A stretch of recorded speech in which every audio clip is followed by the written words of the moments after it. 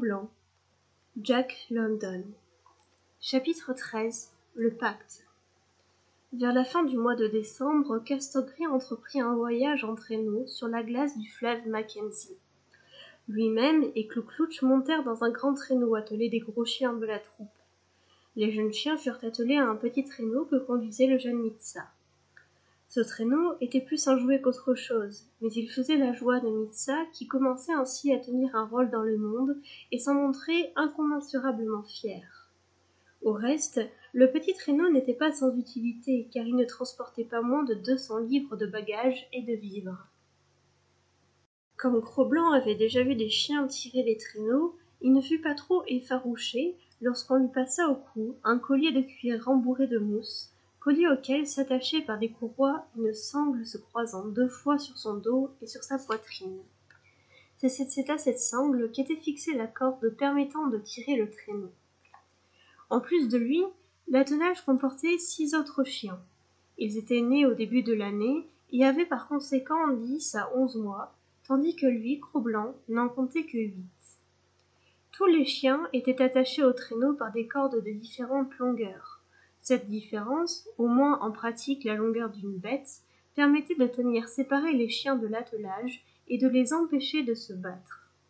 Si l'un d'eux voulait attaquer l'un de ses compagnons, il ne pouvait que se retourner contre celui qui le suivait, auquel cas il trouvait en face de lui le long fouet de boyaux de caribou dont Mitsas lui cinglait la gueule avec une adresse redoutable et devait reprendre sa course.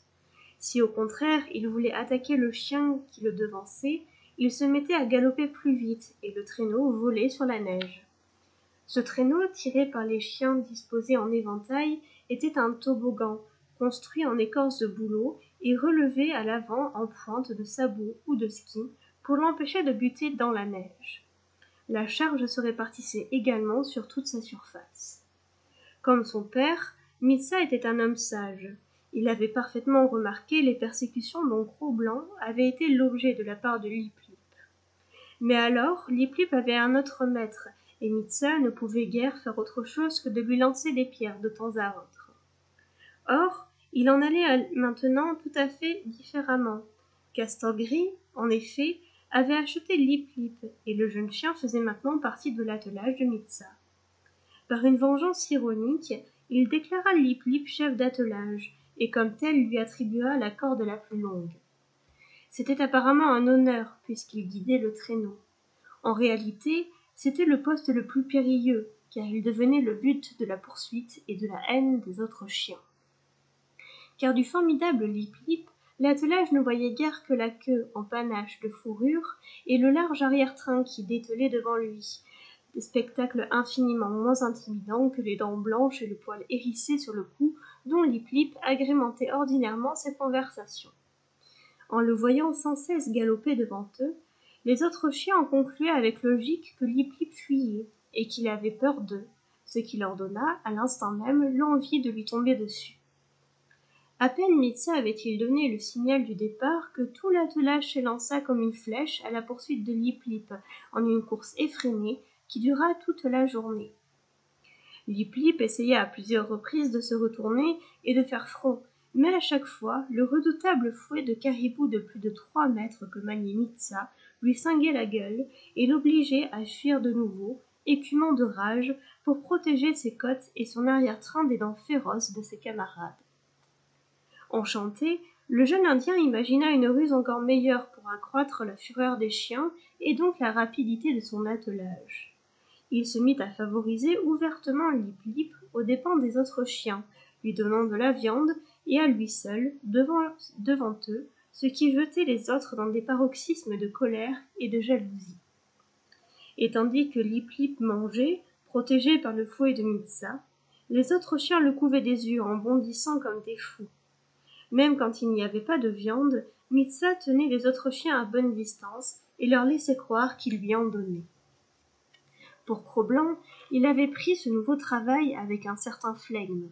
La course qu'il avait fournie quand il était revenu sur la piste des dieux était incomparablement plus longue que les étapes qu'on lui imposait maintenant, et il était plus conscient que les autres jeunes chiens de l'inutilité de la révolte. Les persécutions subies ne lui avaient pas fait aimer les chiens. Tige, sa mère, était oubliée, et son seul but était maintenant de se rendre favorables les hommes dispensateurs de chaleur et de nourriture. Il travaillait dur, se pliant sans murmurer à la discipline, et toujours plein de bon vouloir. C'est d'ailleurs la caractéristique du loup et du chien sauvage une fois qu'ils sont domestiqués. Il ne frayait guère avec le reste de l'attelage. Son seul plaisir était de voir son ancien bourreau Lip-Lip en butte à son tour à la haine de ses camarades. Maintenant, c'était à Lip-Lip de quémander la protection de Castor-Gris, de Mitsa ou de Clou-Clouch à cette vue, et à cette vue, Cro-Blanc se sentait pleinement satisfait, quoique lui-même ne s'en mêlât point. Il ne pardonnait d'ailleurs pas davantage aux autres chiens, et prenait un terrible plaisir à leur passer des raclées à la moindre occasion. Il avait fait sien le principe qu'on lui avait inculqué, flatter le fort et opprimer le faible. Aucun des chiens, même le plus hardi, n'essayait plus de lui voler sa viande. Au contraire, ils se hâtaient de dévorer leur portion, craignant que le jeune loup ne vînt la leur prendre. Lui, de son côté, avalait son dîner le plus vite possible, et tant pis pour le camarade qui n'avait pas fini à ce moment-là. Un grondement, un hérissement de l'échine, et Cro-Blanc finissait la viande à la place du retardataire. Le louveteau se créait ainsi un isolement farouche. Les récalcitrants étaient mis au pas de la bonne façon. Il exigeait un respect absolu de la part de ses compagnons, ne permettant pas même l'ombre d'une résistance. Il était devenu, en somme, un épouvantable dictateur. Et tout au long du voyage, sa position parmi les chiens fut fort enviable. Castor-Gris continuait son voyage. Plusieurs mois s'écoulèrent ainsi. Cro-Blanc s'était aguerri au cours des longues heures passées à tirer le traîneau. Ses muscles étaient devenus plus durs, son corps plus résistant, son intelligence aiguisée.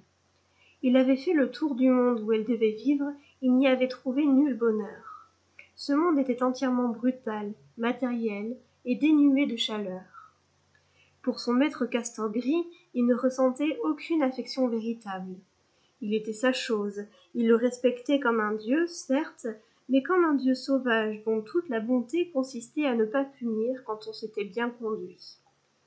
Castor-Gris administrait la justice avec un gourdin et récompensait le mérite en laissant son gourdin de côté. La main de l'homme semblait au jeune loup faite uniquement pour donner des coups, lancer des pierres, manier le bâton. L'idée qu'une main d'homme pût caresser n'effleurait même pas l'esprit de Cro-Blanc. Cependant, il y avait plus cruel que la main de l'homme, c'était la main de l'enfant. Une fois même, dans un camp, Cro-Blanc avait failli avoir un œil crevé par un papouse à gros ventre, titubant sur ses courtes jambes, et depuis lors, il ne pouvait supporter les enfants. Du plus loin qu'il les apercevait, avec leurs mains néfastes, il se hâtait de s'éloigner. Peu après cet incident manqué, il commit sa première infraction à la loi sacrée apprise de Castor-Gris, dans un campement près du grand lac de l'Esclave. Il mordit un dieu. Selon l'usage admis pour tous les chiens, il s'en allait à travers le camp, cherchant sa nourriture. Il arriva bientôt près d'un jeune Indien qui découpait à la hache un quartier d'élan congelé. Les éclats de viande volaient dans la neige, et Cro-Blanc commença à avaler ses débris. Le garçon posa sa hache et se saisit d'un gros bâton. Cro-Blanc, qui le surveillait du coin de l'œil, n'eut que le temps de sauter en arrière pour éviter le coup de trick. Le jeune Indien le poursuivit dans le camp où Cro-Blanc, nouveau venu, fut bientôt acculé entre deux tentes sans possibilité de s'échapper. Le jeune Indien s'avançait, le gourdin levé. Cro-Blanc était furieux, la loi de Marode était claire. Tout déchet tombé à terre appartenait de droit au chien qui s'en emparait. Il n'avait transgressé aucune loi, et pourtant ce garçon était là, prêt à abattre sur lui un bâton. Il eut un éclair de colère rouge. L'Indien ne comprit rien à ce qui lui arrivait, et n'eut même pas le temps de le voir. Il se retrouva culbuté dans la neige, le gourdin au loin, échappé à sa main entaillée jusqu'à l'os et saignant abondamment. Cro-Blanc fut épouvanté. Il avait enfreint la loi, la plus sacrée, et il avait enfoncé ses crocs dans la chair intangible d'un dieu. Tremblant, il alla la queue basse se réfugier dans la tente de Castor-Gris, se faisant le plus petit possible. Il savait n'avoir rien à attendre qu'un épouvantable châtiment, et se fit humble derrière les jambes de Castor-Gris lorsqu'il vit venir le garçon mordu escorté de sa famille qui venait réclamer vengeance. Il eut une longue palabre à laquelle Cro-Blanc ne comprit qu'une chose, c'est que Castor-Gris, Clou-Couche et Mitsa prenaient vigoureusement sa défense. Les plaignants durent repartir fort mécontents. Ce fut un sujet de méditation pour Cro-Blanc. Ainsi, il y avait Dieu et Dieu. Ces dieux à lui étaient différents des autres dieux. Des premiers, il avait le devoir de tout accepter, quoi qu'il arrivât. Des seconds, il n'était pas tenu de supporter ce qui était injuste. Il avait le droit en ce cas de répondre et de se défendre. C'était aussi une loi des dieux. Le soir même, cette loi fut encore précisée. Mitsa était dans le bois, seul avec Cro-Blanc, à ramasser du bois mort pour le feu, lorsque survint le jeune Indien mordu le matin. Des mots grossiers furent échangés, et la dispute dégénéra rapidement. D'autres garçons, amis de l'Indien, arrivèrent, et Mitsa eut bientôt à se défendre contre plusieurs assaillants. Il reçut des coups. Cro-Blanc regardait la rixe avec flegme. C'était là une affaire de Dieu, qui ne le concernait en aucune façon. Puis, il pensa soudain que Mitsa était l'un de ses dieux personnels, et que d'autres dieux l'attaquaient, donc injustement. Sans pousser plus loin la réflexion, il se jeta dans la bataille.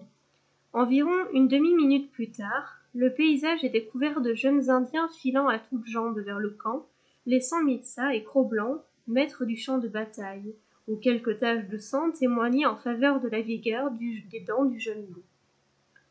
Lorsque revenu à la tente, Mitsa eut raconté l'aventure, Castor-Gris ordonna que l'on donnât de la viande à Cro-Blanc, une grande quantité de viande. Gorgé jusqu'à la gueule, le jeune loup s'endormit satisfait devant le feu. La loi avait été vérifiée.